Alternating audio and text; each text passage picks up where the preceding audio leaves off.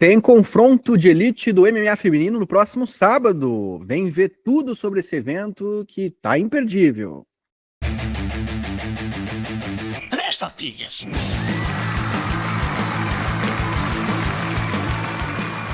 Saudações, meus amigos. Igor Meloto aqui falando. Hoje apresentando esse podcast dos Três Tapinhas. Estávamos com saudade, hein? De apresentar, de falar. Já fazia muito tempo, né? Tanto da apresentação, que foi a minha última vez, quanto do nosso último episódio. Estou aqui hoje substituindo o Rampazzo nessa função. Infelizmente, ele não pôde estar presente com a gente, mas está tudo bem com ele e na próxima semana ele vai estar aqui conosco. Hoje, então, vou falar aqui, juntamente com meu amigo João Menegari-Barbi, o Capitão Carisma, mais uma vez.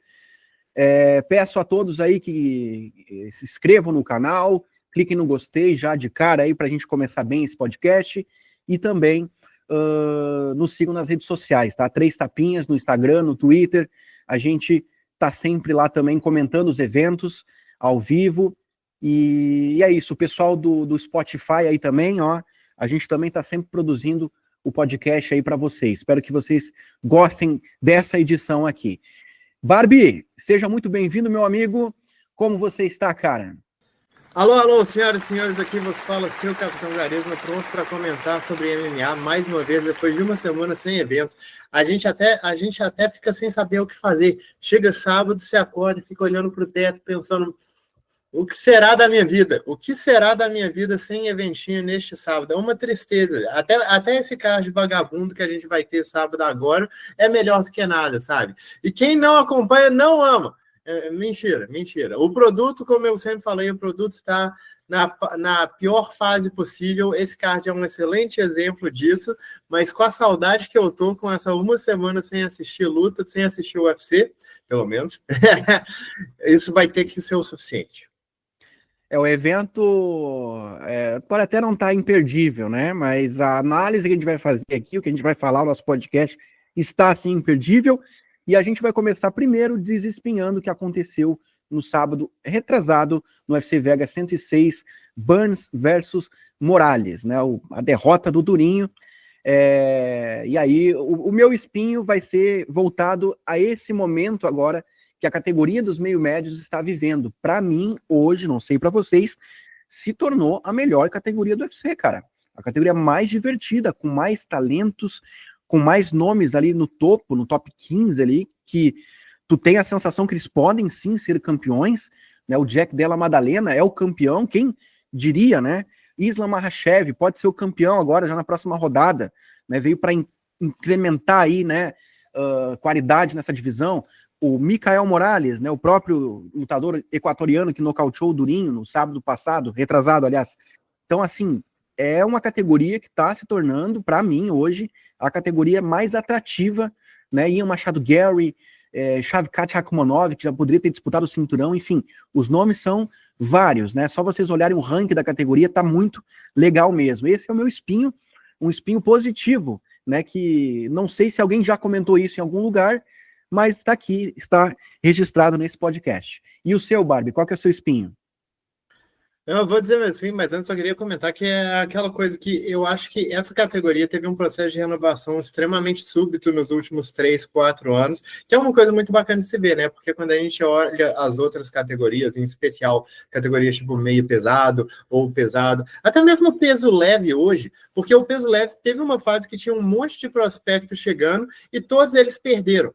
Todos eles perderam para a galera da geração antiga e por isso a gente ainda tem dentro do top 10, tipo, caras como Dan Hooker, Justin Gaethje, Dustin Poirier. Não que esses caras sejam ruins, mas a questão é que eles bateram a geração nova, enquanto na categoria dos meio-médios a geração nova ganhou, sabe? Então tem uma renovação completa aí do top 10, mas o que eu vou falar do meu espinho é que, tipo assim, vamos com calma, pelo menos com o Michael Morales aqui, porque uma galera entrou no trem do hype. Eu entendo o motivo, eu entendo demais o motivo, mas como alguém que acompanha o Michael Morales desde o início, eu vou ter que dizer assim para vocês que, para mim, ele vem decepcionando. Não em questão de resultado, porque, tipo, como que você pode ter um resultado melhor do que o que ele fez contra o Durinho?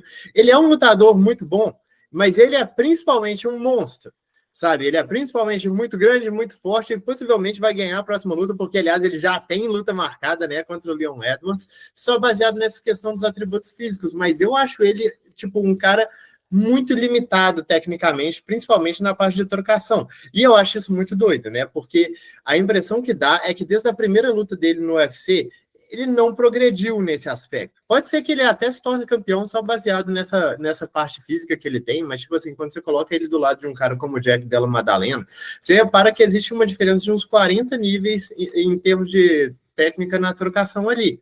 Se isso vai fazer diferença ou não, é difícil dizer, mas como a gente estava bem falando, os meio-médios estão se tornando aí uma das categorias com maior profundidade dentro do top 10, e até o momento o Michael Morales, tipo, o nível de competição dele, mesmo que seja um nível de competição bom, tem só lutadores de outrora, né? O Durinho estava com 3 derrotas consecutivas, antes disso veio Neil Magny.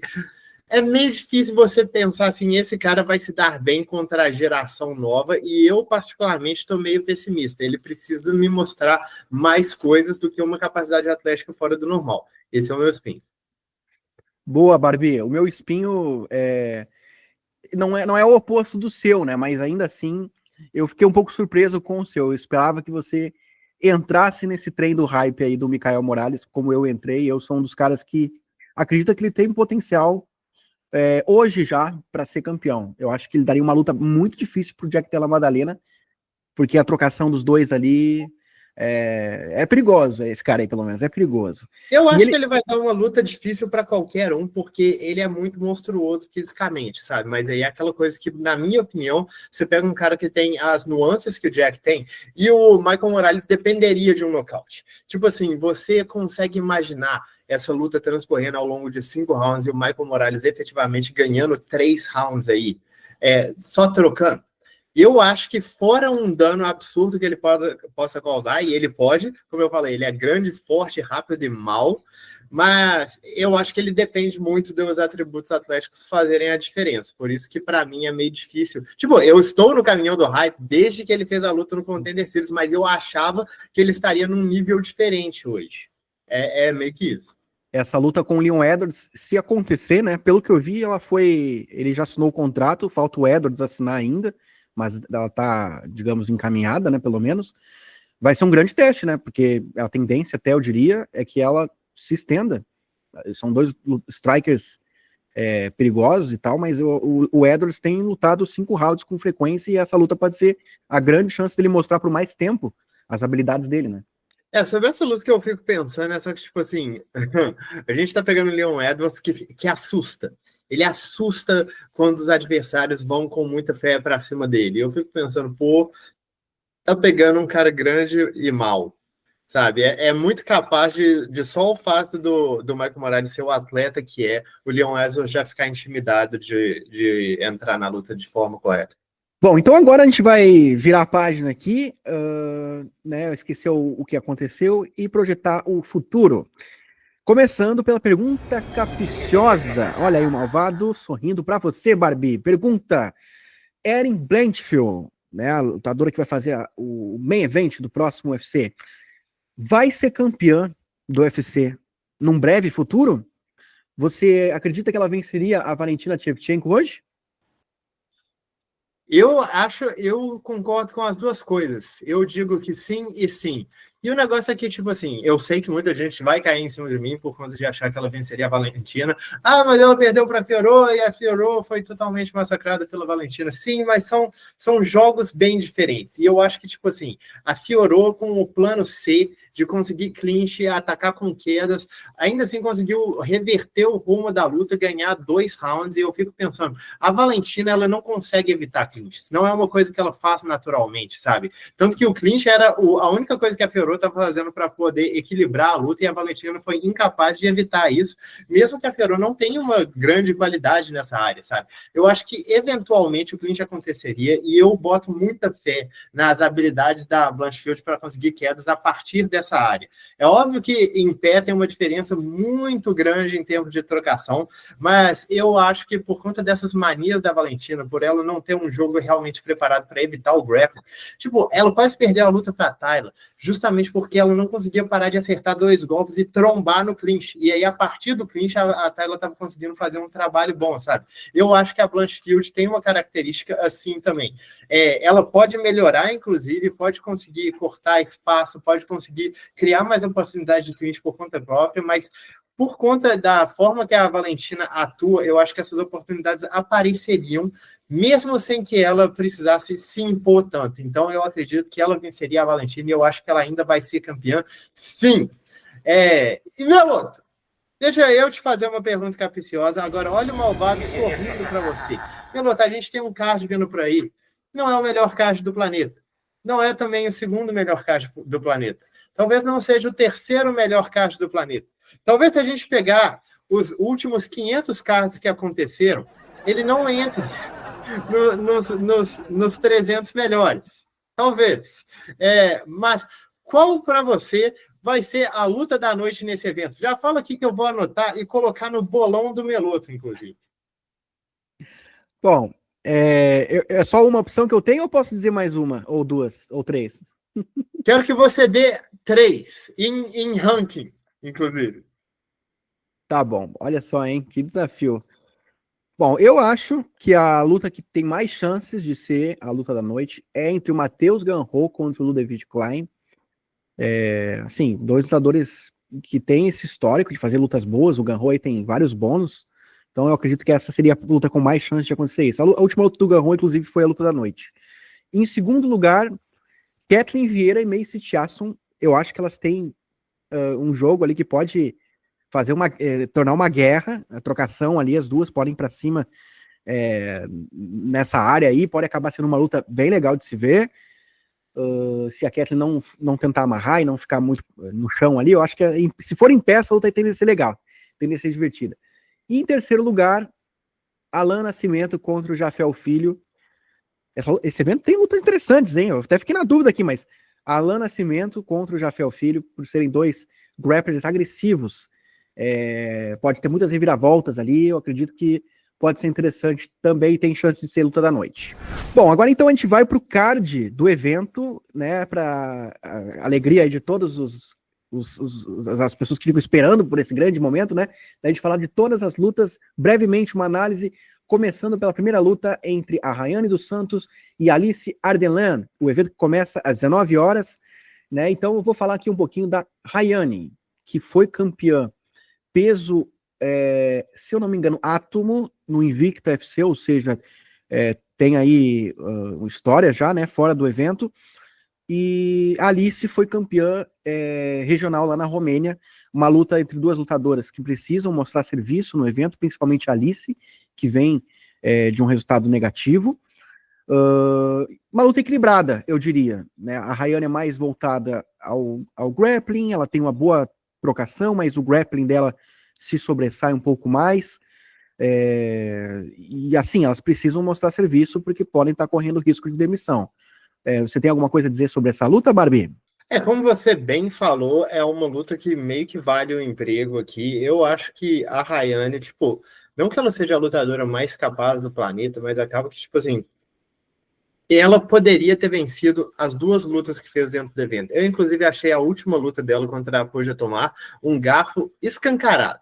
Absurdo mesmo. Então, tipo, com todas as ressalvas que eu tenho, eu acho que ela deveria se manter dentro do evento em termos de nível, sabe? Não que ela seja a melhor, mas ela também, assim, no nível que ela tá lutando, ela não deveria ter perdido as lutas que ela perdeu. Exato, concordo com você. E o meu palpite vai ficar com a Rayane, né? O meu palpite vai ficar com ela. A próxima luta daí é entre o Bolaji Oki, um lutador com poder de nocaute muito grande. Ele representa a Bélgica e ele vai enfrentar um estreante, né? A luta que ele ia fazer antes seria contra o Michael Medeiros, mas não vai ser mais o Medeiros. Ele vai enfrentar agora o Michael Aswell, um estreante do Contender Series, que veio, ele foi campeão do Fury FC, lutou no Contender, perdeu a luta que ele fez, mas uma luta equilibrada, e agora recebeu a chance aí de voltar a lutar sob a marca do UFC, né, já que o Contender Series é do evento também. E, enfim, é uma luta que parece que tá mais pro Bolagioc, mas o Wesley, pelo que eu vi, ele tem poder de nocaute também para fazer barulho, para dar trabalho pro lutador da Bélgica, e até agora não saiu as odds dessa luta ainda nas casas de apostas, nesse momento que a gente está falando, mas no site do UFC, eu vou dar essa informação aqui, consta lá que o Wesley é o favorito. Eu olhei isso com surpresa até, eu acho que o Ok ele foi mais testado, tem vitórias, né, dentro do UFC já também, e enfim, mas é o que temos de informação nesse momento sobre essa luta aí, que ao meu ver promete ser bacana, porque são dois lutadores com estilos semelhantes, nocauteadores. Próxima luta, daí seria entre o Kurt Colabal contra o Jordan Levitt. O Kurt, para quem não sabe, o cara que veio agora recentemente, né, porque ele já lutou no UFC antes, do The Ultimate Fighter, é um cara perigoso em pé, tem uma boa trocação, eu acho que ele pode vencer essa luta, embora ele não seja o favorito, porque ele vai enfrentar o Jordan Levitt, que eu considero ele mais um grappler, se destaca mais por essas características, é um cara até, eu diria, com uma personalidade excêntrica, gosta de fazer ali algumas comemorações ali que viralizam, e é isso que eu tenho para dizer sobre essa luta. É um grappler contra um striker, embora hoje em dia no MMA os caras procuram ser completos, né? Mas eles se destacam mais por essas áreas. Meu palpite seria no Jordan Levitt por conta dessa um pouco mais qualidade de levar a luta para o chão e de repente controlar ela no solo. Bom, e a próxima luta daí seria entre o Andreas Gustafsson contra o Trevin Giles. O que você tem a dizer sobre esse confronto aí, Barbie? Bom, o estreante aí, o Andreas Gustafsson, venceu a maior parte das lutas dele por nocaute, seja em ground and pound, seja com um absurdo poder que ele tem nas mãos, mas tem 34 anos de idade já, é meio difícil prever quão longe ele vai chegar no UFC. O Trevin Giles, um dos lutadores mais de lua que a gente já viu, um cara que quer boxear na distância, utilizando pouco volume de golpes, e acaba muitas vezes perdendo a luta só por conta disso, mas ele já teve momentos muito fortes dentro do evento, sabe? Ganhou o round do Carlos Prates, estava inclusive ganhando a luta até ser nocauteado, tinha acertado um bom número de golpes, fez uma luta também muito boa contra o Roman Dolidze, que está aí no top 10 da categoria dos pesos médios. Então, tipo assim, é meio difícil prever qual Trevin Giles vai entrar. Eu acho que essa é uma luta que, assim, vai transcorrer majoritariamente na trocação, que aí vai ser o poder de nocaute do Gustafsson, as capacidades atléticas dele, contra uma técnica que eu considero um pouco melhor do Giles, mas, para ser sincero, eu não consigo colocar fé no Giles como lutador, sabe? Ele foi dominado na última luta aí pelo Mike Malou, de uma forma que foi desencorajadora, sabe? Porque a impressão foi, bicho, ele não quer estar ali. Ele acha que ele está fazendo o suficiente, sendo que ele só está tomando pancada. Insano, completamente insano, acabou perdendo a luta de forma bem clara, sem desempenhar um bom papel. Então, meu palpite aí está indo no Gustafsson. Bom, agora a outra luta é entre a Kathleen Vieira e a Macy Chiasson, agora sim uma luta de alto nível, pelo menos para a categoria dos galos, né? A Kathleen top 3 da categoria, a Macy top 5. E aí, Barbie, qual é o teu palpite aí para esse confronto? Quem que você acha que vence? Cara, essa é uma luta complicada de se palpitar. Eu acho que a Chiasson deve estar como favorita para essa luta e acho que, tipo assim, faz sentido que ela esteja. É uma lutadora muito grande, ela é bem completa, ela tem um poder de nocaute que é uma coisa rara de você achar para a categoria. Trabalha muito bem no clinch, boas cotoveladas, e também tem um grappling muito bem desenvolvido. Ela mixa muito as coisas. Enquanto a Kathleen, cara, eu gosto muito da Kathleen. Eu só tenho a sensação que as valências que ela tem são opostas ao que o MMA está cobrando atualmente, sabe? Porque ela parece muito incapaz de causar dano nas adversárias de uma forma consistente. Ela trabalha muito bem o clinch, ela trabalha muito bem o grappling, ela tem uma trocação bem versátil, ela também tem boas cotoveladas, tem um boxe que eu acho até bem bacana, mas eu acho bem difícil ver ela levando a melhor, levando rounds como oponente que é tão focada no dano quanto a Chiasson é. Sabe, até acho que em questão de wrestling é bem capaz que a Chiasson leve a melhor aqui, mesmo que a Kathleen tenha toda essa bagagem no judô. É uma luta parelha, mas meu palpite aqui vai ficar na Chiasson.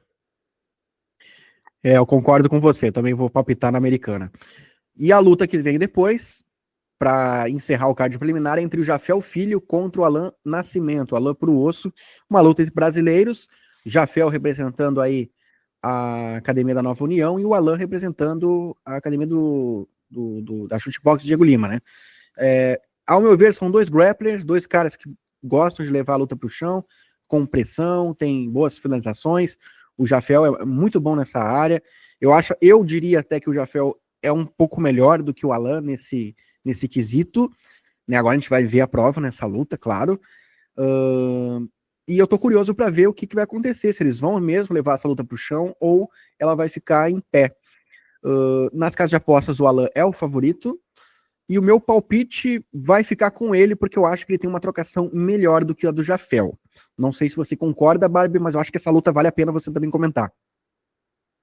Cara, eu acho essa uma lutaça, e não que eu discorde de você em relação à questão da trocação dos dois, eu acho inclusive o Jafel bem limitado em pé. Eu só acho difícil que essa luta transcorra nessa área, sabe? Porque o Jafel é um cara muito voltado para o grappling, e o Alan é um cara que não defende quedas muito bem. Ele é o clássico guardeiro, sabe? O clássico dessa questão muito shootbox de entra na pancada, trabalha com pressão. Se é quedado, começa a trabalhar no chão, mas a parte de defesa de quedas ele não tem muito bem. Então, a impressão que eu tenho é que essa luta vai transcorrer dessa forma, com o Puruoso colocando pressão, trabalhando a trocação, levando a melhor nessa área, sendo colocado para baixo, tendo que se virar a partir daí. Eu acho que é bem complicado você apostar assim, com segurança num cara que depende muito do trabalho como guardeiro ser efetivo para conseguir vencer lutas, mas eu concordo com você que eu acho que o Alan tem uma vantagem aí, eu acho que ele tem uma vantagem na trocação e acho que ele é definitivamente capaz de embolar com o Jafel no solo,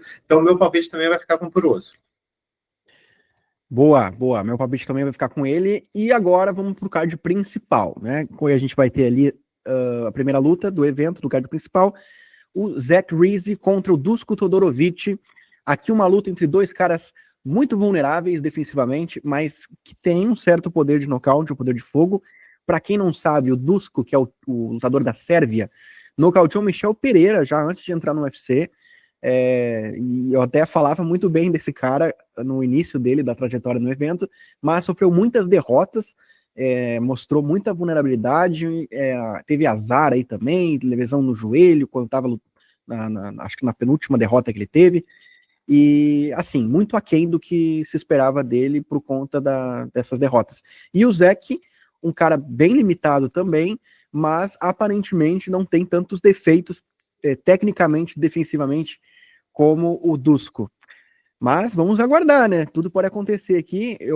Meu palpite vai ficar com o Zach. Eu estou acompanhando as casas de apostas que apontam ele como o favorito, mas muito assim por conta da péssima defesa do Dusko, da vulnerabilidade que ele tem, aquele pescoço gigantão que está sempre exposto ali, a cabeça dele parece estar sempre exposta.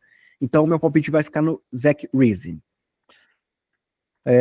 E a próxima luta, Barbie, Dustin Jacob contra Bruno Lopes. O que você acha aí? Quem que vence essa luta?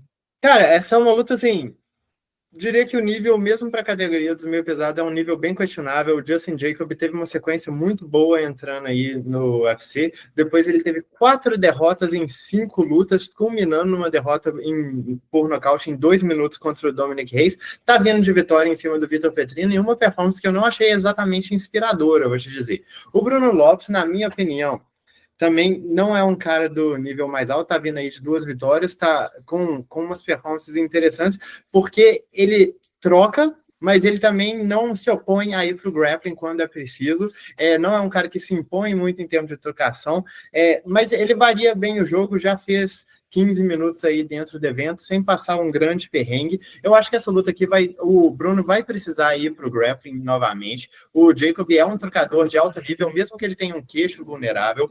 Ele é um cara com muito mais experiência nessa área do que o Bruno, e eu acho que é o jogo para ele, o jogo para o Bruno colocar a luta para baixo o máximo possível, tentar drenar o gás do adversário. Fazendo isso, eu acho até que ele consegue a vitória, mas, para ser sincero, eu acho que o Jacob já lutou num nível bem mais alto do que o Bruno traz, e ele teve sucesso nesse nível. Eu acho que fora uma pedrada pegando, e deixa eu contar para você, essa pedrada pode pegar, mas eu não tenho muita confiança no Bruno na trocação em termos de resistência, e também não tenho certeza se ele vai conseguir impor o wrestling dele, que eu também não acho dos melhores do planeta. Não é o pior, mas também não é dos melhores. O meu palpite está indo no Justin Jacob aqui.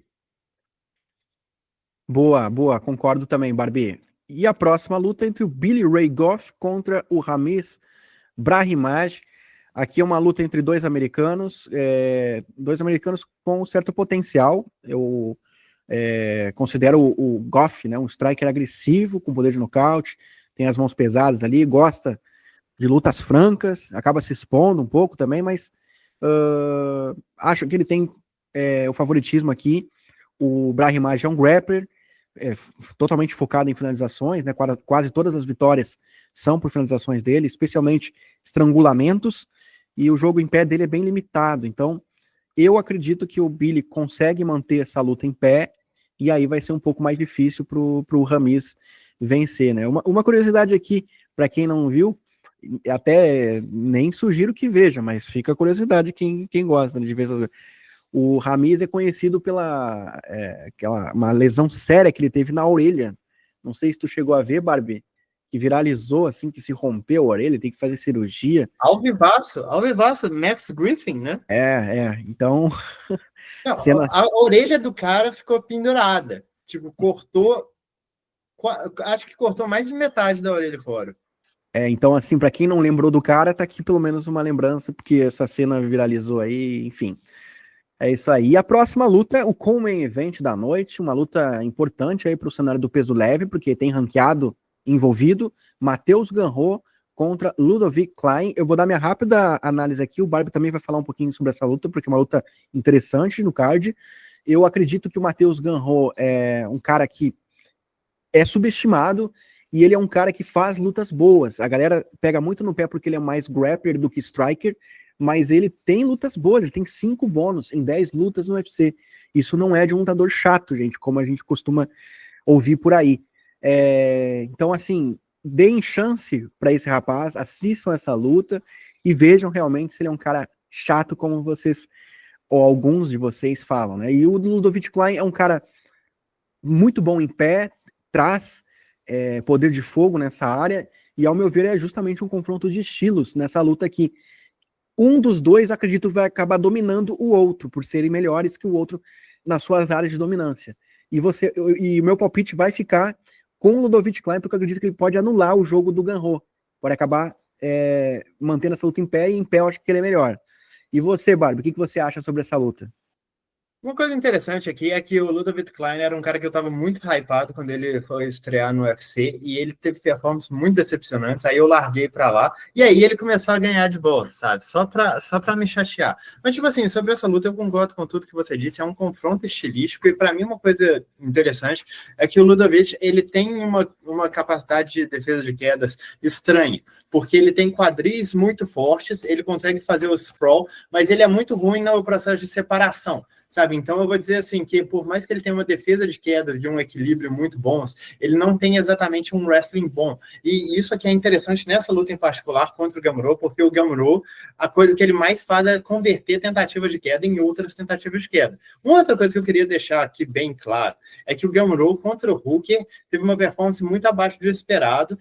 Não sei se foi o que o Hooker fez, se tinha alguma coisa complicando a vida do Gamrot, mas várias coisas que o Hooker fez, como por exemplo, chutes frontais, o peso que ele coloca nas defesas de queda, são coisas que o Ludovic Klein também faz, principalmente esse trabalho de golpes no corpo, sabe? Isso pode complicar bastante a vida do Gamrot, pode fazer ele sentir o cardio bem rápido, mas eu concordo com você que eu acho que essa luta vai muito provavelmente ser um cara dominando o outro. Eu acho difícil olhar para essa luta e pensar que ela vai ser parelha, justamente pelas valências extremamente diferentes que eles têm. Apesar disso, eu acho assim, o Gamrot já enfrentou um nível altíssimo de competição e principalmente já enfrentou um nível altíssimo de trocação e conseguiu se virar bem. Eu diria que eu acho que até essa luta seja mais equilibrada em pé do que em outras áreas, mesmo que eu acredito que a superioridade do Klein seja bem clara nesse aspecto. Não sei se eu concordo com você, ainda estou pensativo em relação a essa luta, mas definitivamente acho que é a luta que eu estou com mais expectativa para ver no sábado. Boa, boa. A ver, então, o que vai acontecer, né? Mas é isso, são dois caras que são nível de elite. O Klein, para mim, já mostrou isso, vem de uma sequência muito grande de vitórias, se eu não me engano, 7, pode ser 6 ou 7, agora tô na dúvida aqui, mas, cara, tá merecendo enfrentar um ranqueado. Talvez não o número 7, mas já poderia enfrentar ali o 15, o 10º, talvez. E, enfim, caiu no colo dele, agora é aproveitar a oportunidade, né? O Klaick, se eu não me engano, é o primeiro eslovaco da história do UFC. Então vamos lá agora para a análise da luta principal, Barbie. Erin Blanchfield contra Maycee Barber. Você vai fazer a análise aqui das duas atletas, da luta principal, e depois dar o seu palpite, obviamente. E aí no final, daí eu vejo se eu chancelo isso ou não. Provavelmente vou chancelar, mas vamos ver. O que você tem a dizer então, Barbie, sobre a Erin Blanchfield, número 4 dos pesos moscas, que vem de vitória sobre a Rose Namajunas? O que você acha dela? É uma lutadora boa? Ela vai vencer a Maycee Barber? Claro, depois você dá seu palpite, mas o que você tem a dizer sobre ela? Pô, eu acho ela uma lutadora excelente e eu só queria que ela saísse da academia que ela tá e fosse aprender a lutar em outros lugares, porque, tipo assim, a impressão que dá... Eu reclamei muito essa questão do Michael Morales, de que, aparentemente, um cara muito novo já entrou no UFC como o produto final, sabe? Tipo assim, o cara com 20 anos de idade já meio que era o produto final. E na luta contra a Fiorot, eu meio que fiquei com essa impressão a respeito da Blanchfield, porque ela mostrou muito coração, muita garra, muita força de vontade, mas também mostrou uma completa inaptitude de conseguir reverter a situação. Ela perdeu todos os rounds exatamente da mesma forma, sem conseguir mudar a situação um átimo, sabe? E esse tipo de coisa me preocupa bastante quando você está lutando nesse nível mais alto, essa capacidade. Você não consegue cortar espaço, você não consegue fintar a trocação para entrar em quedas. Isso, cara, são coisas que podem fazer muita diferença. A maior prova disso é que ela teve só vitórias dominantes, chegou na Fiorot e não viu a cor da bola. Eu digo não viu a cor da bola, tipo assim, ela acertou golpes, ela tentou muita coisa, mas ela foi essencialmente anulada ao longo de 5 rounds. Tomou claramente os golpes mais duros e perdeu a luta. Depois disso, fez uma luta contra a Rose Namajunas e meio que os mesmos problemas apareceram, sabe? Ela perdeu 2 rounds que a luta transcorreu em pé. Quando ela começou a conseguir as quedas, a luta mudou. Completamente, mudou da água para o vinho, mas ela não conseguiu aquele domínio no grappling que ela conseguia no início da carreira.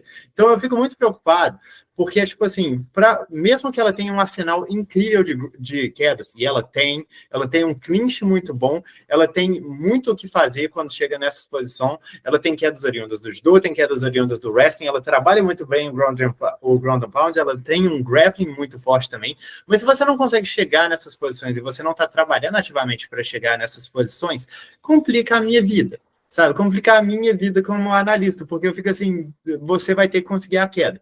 De alguma forma, você vai conseguir a queda e vai ganhar. Mas aí ela chega na luta e não consegue a queda.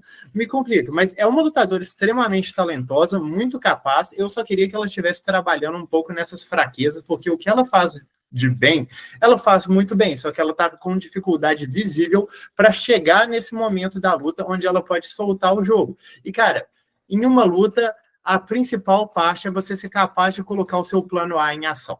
O resto é quando isso não acontece, mas se o meio que você tem de colocar o seu plano de jogo em ação não é bom, é meio difícil botar fé. Eu falei muito aqui dos defeitos, mas ela é uma lutadora incrível, só que ela tem essas particularidades.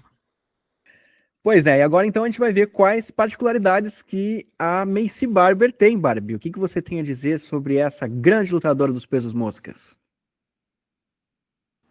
Maycee Barber também não tem uma grande diferença de idade aí entre as duas. Ela entrou muito nova no UFC e era vista como uma prospecta de, tipo assim, do mais alto nível, até sofreu uma derrota absurda para a Roxane Modafferi. Depois perdeu mais uma luta para a Alexa Grasso e, tipo assim, foi uma dessas derrotas que, não que ela tenha ido extremamente mal, mas ela foi mal o suficiente para a gente ver onde que estavam os problemas. Vale constar aqui que eu acho que a Maycee é bem subestimada num contexto geral. Ela está vindo de 6 vitórias consecutivas, minha luta. 6 lutas muito boas que ela fez. Tipo assim, ela está aprendendo melhor a vencer. Ela é uma lutadora extremamente forte para a categoria, ela tem boas quedas, bom ground and pound, ela tem um poder de nocaute muito grande para a categoria. Tipo assim, não é uma categoria que é muito conhecida pelos nocautes e, obviamente, a maior parte das vitórias dela também não é por nocaute, mas ela tem bastante peso na mão. Os problemas dela, que eu acho, é que ela tem uma falta de capacidade de controle de distância que eu acho meio ruim para alguém que tem na trocação o seu ponto mais forte, sabe? É aquela coisa, ela é uma trocadora que não troca exatamente bem. Ela se vale de outros atributos, ela se vale da tenacidade dela, do poder de nocaute, do sangue no olho, da força física, da vantagem que ela tem no grappling. Ela consegue colocar a luta para baixo se ela quiser, mas se ela também não quiser, é difícil da adversário conseguir impor esse tipo de jogo em cima dela. Ela antes tinha uma vulnerabilidade muito grande no grappling, está aprendendo a se levantar cada vez melhor. Como eu falei, são 6 vitórias consecutivas e ela está pegando lutadoras bem boas dentro dessas vitórias. Pegou ex-desafiantes a cinturão, mas vale mostrar aqui, está há 1 ano sem lutar. Com a última vitória dela foi contra a Kathleen Serminara, que foi uma luta ruim. Eu já assisti, mas foi uma luta que assim, ela fez o que ela precisava fazer, colocou o grappling para jogo, mandou ver em termos de clinch, trabalhou bem o boxe sujo, e é uma lutadora muito capaz. Ela não tem o refinamento técnico, e a impressão que dá é que quando ela reparou que ela não tinha o refinamento técnico, ela foi direto para o atalho, né? Tipo, vou utilizar as minhas capacidades atléticas, o que não é uma coisa ruim. Ela está encontrando meios de vencer, mesmo se ela mesmo não tendo refinamento. Eu acho que ela eventualmente vai chegar numa disputa de cinturão, mesmo que não seja agora, porque ela ainda é muito jovem para a categoria, ainda tem muita coisa que pode aprender, e ela já está com muita experiência dentro do evento, aprendendo cada vez mais como ganhar uma luta. Tem um cardio muito bom, como eu falei, uma atleta de alto nível, e é isso aí. Pois é. E aí, o que você acha do encaixe, então, desse confronto? O que as duas lutadoras provavelmente vão fazer e qual que vai ser o resultado disso?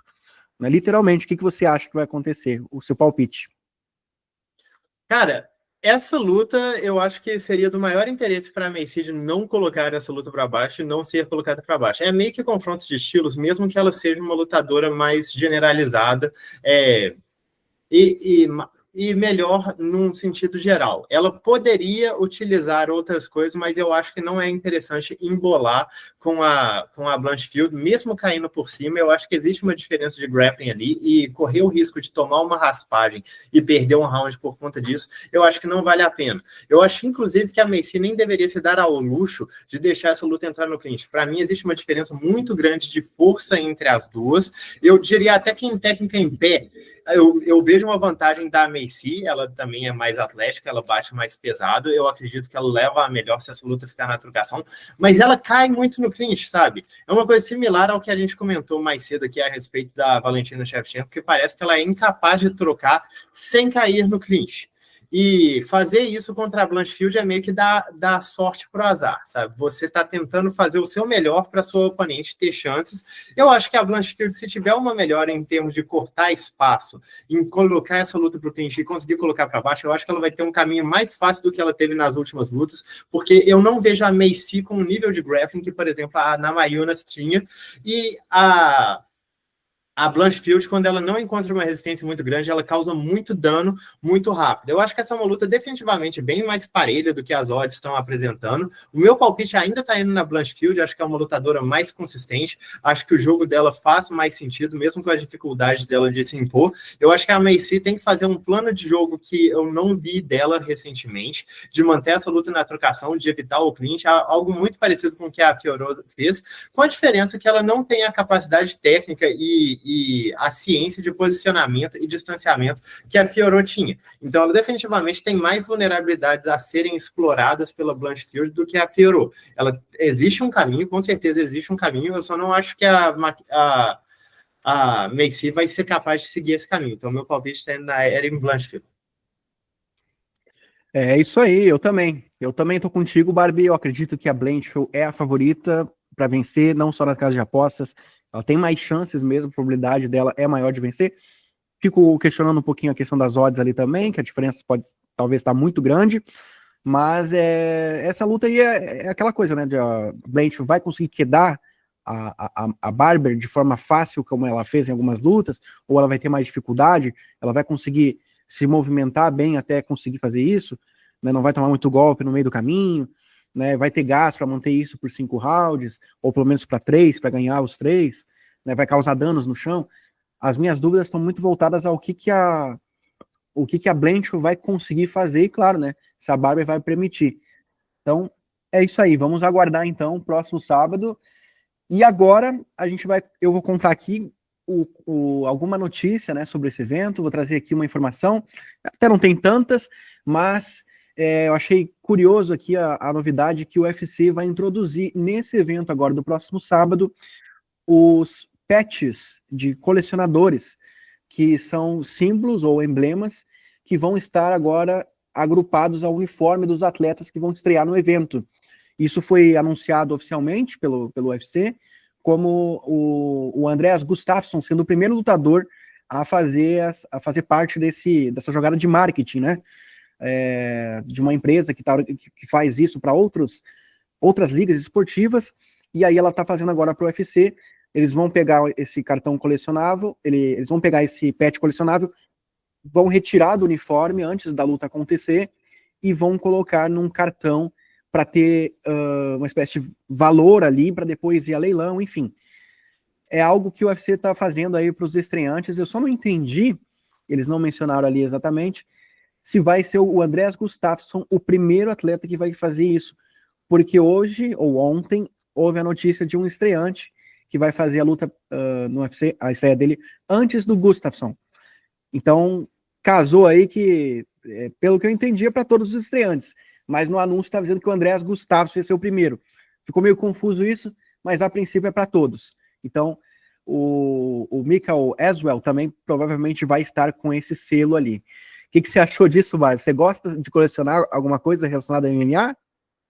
Santa bobagem, bicho. Mas assim, eu vou dizer que tem doido para tudo. Eu não gosto muito de colecionar nada relacionado a MMA. Tipo assim, eu não digo que você não deveria. Existem muitas coisas legais de você colecionar. Existem camisas para você colecionar.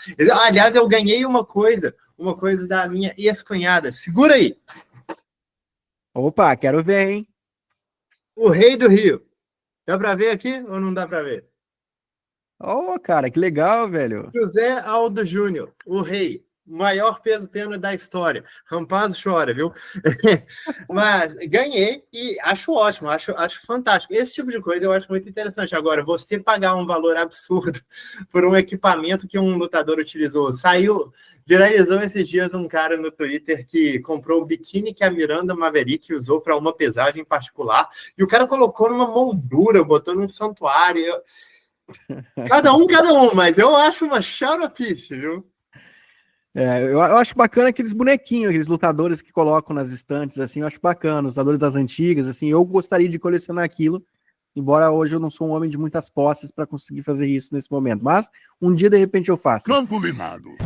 Bom, então vamos para o próximo quadro aqui, é o quadro Campo Minado. Vamos ver, então, o que a gente vai escolher aí como nosso palpite, ousado ou não, né, para o próximo evento aí.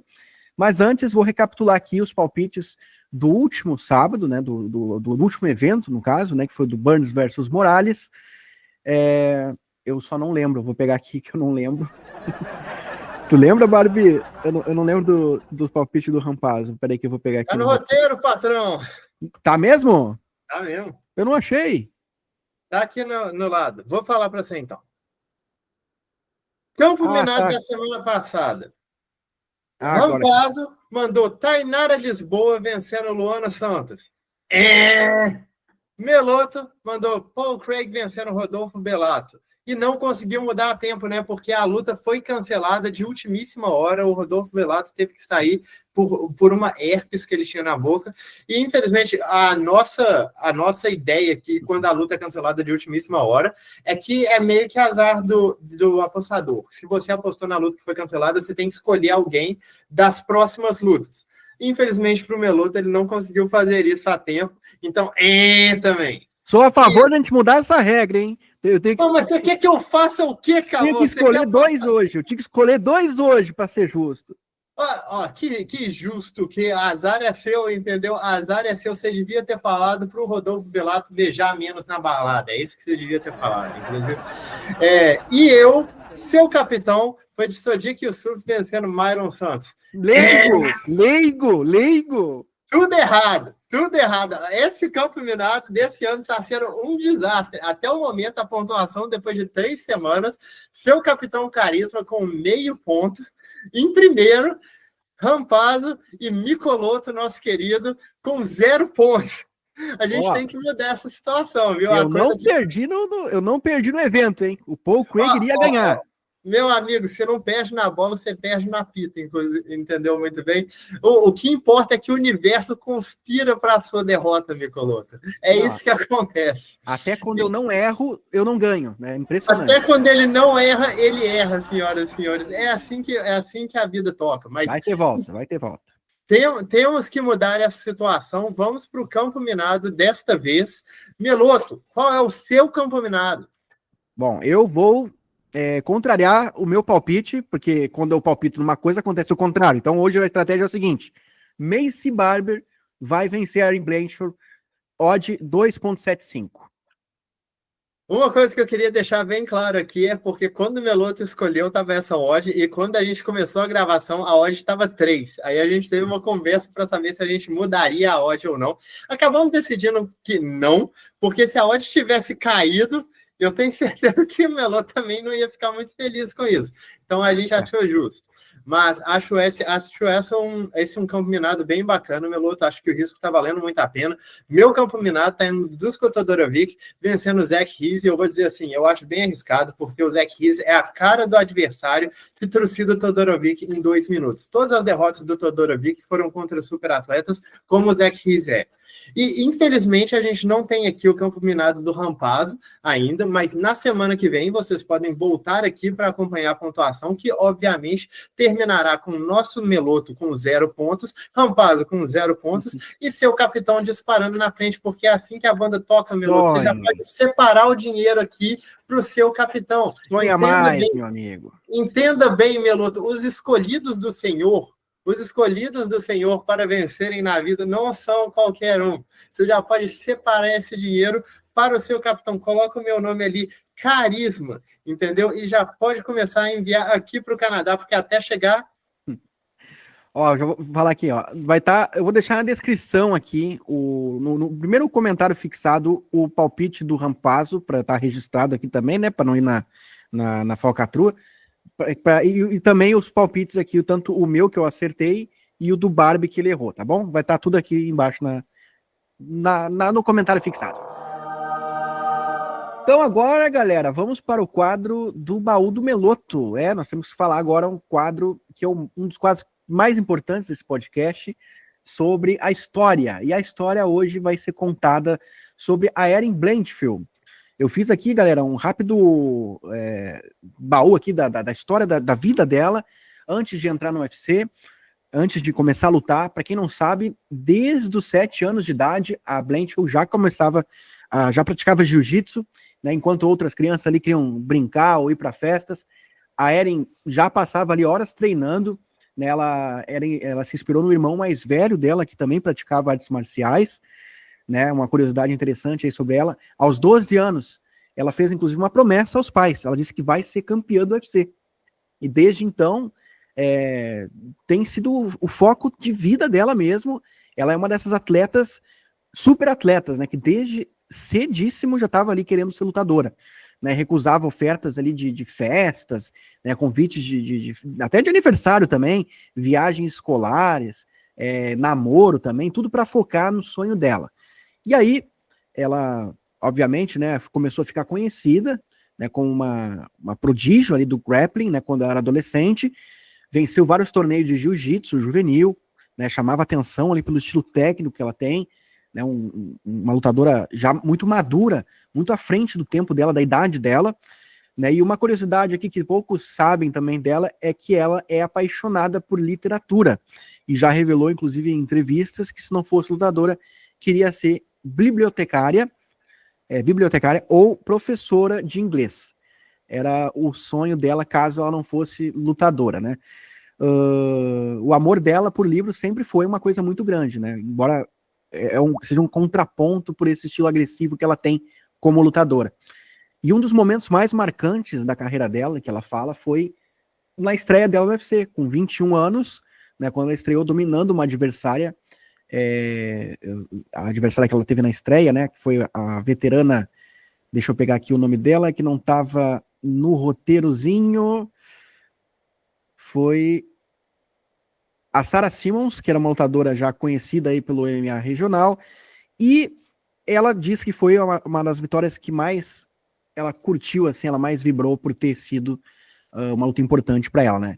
E fora do cage, né, como eu disse, ela é uma atleta super reservada, diz que prefere maratonar séries de suspense, ou então mergulhar em livros aí de ficção e sair, ao invés de sair para festas e baladas, né? Essa é a Erin Blanchfield, para quem não conhece aí um pouquinho dela, é a menina que trocou festas e baladas aí pelo tatame e que hoje se aproxima do topo, né, do mundo do MMA, né, já está ali, né, pertinho de repente conseguir ser campeã e se tornar e realizar o sonho dela, né? Determinação, foco, é isso aí, né? E um amor secreto aí pelos livros é o que define essa moça aí.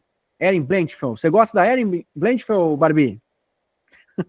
Minha garota vai ser campeã ainda. Não preocupa, não. Então agora vamos para o próximo quadro para encerrar aqui o nosso podcast, o tapinha de despedida. E aí, Barbie, como é que você tá hoje aí? Você tá brabo? Você tá feliz? Para quem vai ser o tapa e aonde vai ser ele? Senhoras e senhores, o meu tapa vai nas costas do matchmaker do UFC. Porque, pelo amor de Deus, como é que vocês arruinam uma coisa tão simples assim? Teve o evento Volkanovski contra Lopes. Você lembra desse evento, Meloto? Lembro. Eu lembro desse evento também. E qual que era a maior notícia a respeito desse evento? O que poderia acontecer se o resultado da luta principal fosse diferente? Com o Diego Lopes vencendo. Você lembra? Lembro. Então Diego fala para mim.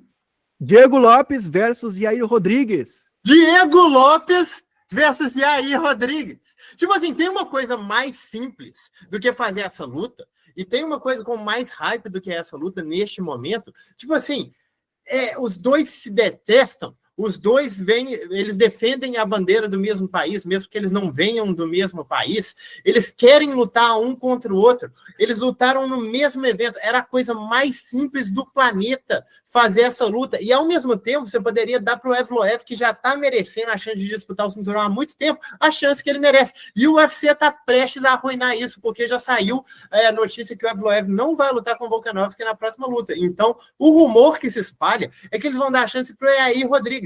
Galera, o Yair Rodrigues está vindo de 2 derrotas nas últimas 3 lutas, uma delas para o próprio Volkanovski. Ele perdeu uma por nocaute e uma por finalização, venceu o Pitbull com 38 anos, entrando no evento por decisão e está ganhando disputa de cinturão. Tipo assim, eu sei, galera, eu sei que é um show, eu sei que tem que ser um espetáculo, mas a gente está indo longe demais, cara. A gente está indo longe demais. Não existe uma realidade que você acha que o Yair merece mais essa chance do que o Evloev. E mesmo se você, por acaso, achar, você tem que concordar comigo que a perspectiva de ter Diego Lopes contra Yair Rodrigues é muito mais interessante do que uma revanche contra o Volkanovski, que basicamente vai ser, será que o Yair consegue dar uma bicuda na cabeça do Volkanovski antes de ser completamente dominado? Tipo, era um casamento tão simples e tão interessante, é uma daquelas coisas que satisfaria todo mundo, sabe? Porque os fãs iam querer ver essa luta entre o Diego e o Yair, funcionaria para os rankings,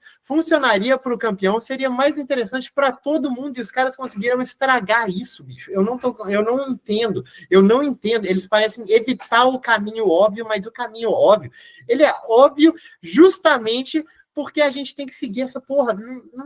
Não tem explicação o que o UFC tá fazendo com os casamentos de lutas dele, sabe? É cada um mais bizarro que o outro, mas essa aí eu acho que eles se superaram, porque nem a questão do show aqui faz sentido. Tapa na cara, então, dos matchmakers do UFC, é isso? Eu dei tapa nas costas? Deu. Mano, só se for uma pedrada. 1000 perdões aos matchmakers aqui, porque eu fui gentil com vocês. Vocês não merecem. Vocês são vagabundos. Eu faria o trabalho de vocês melhor do que vocês, pela metade do valor. 1/4 do valor. Aliás, faria com prazer. Inclusive, o UFC, liga pro pai. Liga pro seu capitão, porque eu tenho segredo, eu tenho molho, eu sei o que fazer.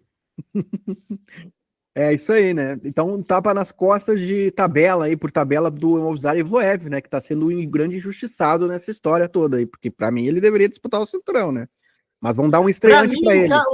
Não, ele não deveria nem ter aceitado a luta que não fosse o Volkanovski. Ele deveria ter mandado o UFC para aquele lugar, ido no Twitter, feito barulho, sabe? É aquela coisa que a mesma coisa que eu reclamo do Aldo. O UFC sacaneou o Aldo com os casamentos de luta, mas o Aldo tá fazendo besteira em aceitar essas porcarias também. Você tem nome, você tem, no caso do Evloev, você tem uma sequência de vitórias, você tem posição no ranking, você tem que se impor um pouco. Pelo amor de Deus, meu amigo, você merece essa disputa de cinturão, você tá topando pegar um estreante em uma luta de 5 rounds, um dos caras mais perigosos do planeta, uma luta que não te dá nada, mas se você perder, você perde tudo. Maluquice. É isso aí. Bom, passado aí os carregos de ódio aí do nosso capitão, agora eu vou trazer aqui um pouco de amor para esse podcast, porque o meu tapa ele vai nas costas, com muita gentileza, com muita delicadeza, nas costas do nosso grande Walid Ismael, o grande Walid Ismael. Por quê? Porque ele está fazendo o que poucos conseguiram, cara. Ou talvez nenhum. Nenhum conseguiu fazer o que ele está fazendo no MMA Nacional. Walid Ismael, com o Jungle Fight, está tornando o MMA Nacional um esporte visto pela grande massa, cara. Novamente, o MMA Nacional, na verdade, né? O MMA Nacional, com o Jungle Fight sendo transmitido na Rede Globo, a Rede Globo, um canhão de audiência ainda, né? Tem sido, pelo menos. Foi anunciado aí que vai ter um Grand Prix com o maior prêmio da história do MMA brasileiro. 500 mil distribuídos para 2 vencedores, né, tanto masculino quanto feminino, né, totalizando R$1 milhão em premiação para o grande campeão ou a grande campeã do GP que está por vir aí, que vai ter transmissão da Rede Globo, né, que transmitiu o último evento do Jungle na sua tela, né, com o Sport TV, o Canal Combate ali também fazendo aquela ponte. E, cara, isso tem me surpreendido muito, porque depois, quando o UFC saiu da Globo, o que eu pensei? Cara, a Globo vai abandonar de vez o MMA. Ou então vai ser uma coisa muito, muito, muito nichada no combate, com aqueles eventos lá que não tem muita audiência. E, cara, eu tô me surpreendendo porque o que eu tô vendo é claro, não tá chegando perto do UFC, né? Mas a audiência tem sido boa para esses eventos do Jungle Fight. O apoio tem sido grande, uma exposição grande para atletas nacionais e vão ganhar muito mais. Olha só, o campeão do GP vai ganhar R$500 mil. Em quantas lutas esse lutador teria que fazer para ganhar isso no UFC? Olha, fica a questão aí, hein? Então, isso pode ser um grande passo para fortalecer o nosso MMA aqui no país e, de repente, os lutadores querem ficar aqui, cara. Pode chegar esse momento, eu não duvido. Então, o que o Walid está fazendo, para mim, é histórico. E pode ser cada vez mais daqui em diante. Concordo plenamente com você, Meloto, com todas as ressalvas que qualquer um pode ter em relação ao Walid. O trabalho que ele fez para o MMA nacional, não só promovendo lutadores, colocando eles também dentro do UFC, e agora arranjando uma forma de beneficiar os lutadores que saem do Brasil. Eu ia falar saem daqui, mas eu não estou no Brasil. Beneficiar eles financeiramente, tipo, fora do UFC, porque antes era meio que isso, você lutava no Jungle Fight pela possibilidade de ir para o UFC depois. Agora você tem uma recompensa até mesmo no Jungle Fight, cara, é um trabalho monumental, é uma oportunidade única e histórica. Uma salva de palmas aí para o trabalho que o Walid fez, porque isso aí eu realmente não achei que eu veria esse dia chegar.